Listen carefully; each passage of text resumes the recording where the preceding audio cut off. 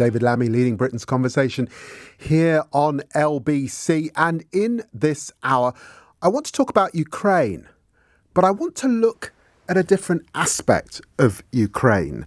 As Biden and Johnson say that there's still hope of a diplomatic agreement, but as we also learn that more troops are being moved to the Ukrainian border, it begs a question. Has the West been too weak in standing up to Vladimir Putin over the last 20 or so years? We've reached this crisis point, but has the strategy been all wrong? Should we have done more when he moved into Ukraine in 2014? Should we have done more when he annexed Crimea at the same time? Should we have done more when he moved into Georgia? Should we have done more in supporting opposition groups in Russia because of his despotic rule, because of the way he dealt with opposition leaders? Should we have done more when he poisoned British nationals on our own soil?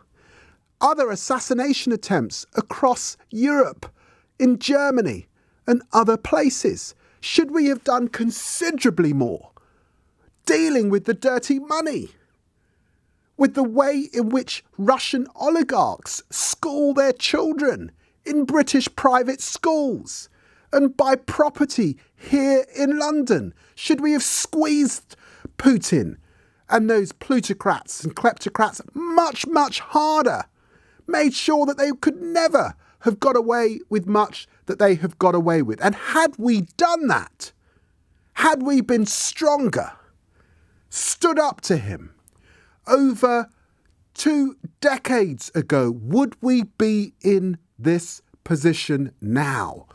That's the question. How do you deal with bullies? And so please call me on 0345 6060973 if you've got a perspective on how the West should have been dealing with Vladimir Putin. Are we all now playing catch up? Is it just a little too late? There'll be some out there who are hawkish about how we should have dealt with this enemy. Have we been like the big, great appeasers? You heard the Defence Secretary alluding to Munich, that stage before the Second World War where Chamberlain and so much of the House of Commons wanted to appease Hitler, wanted to do a deal with Hitler, were desperate to avoid confrontation with Hitler.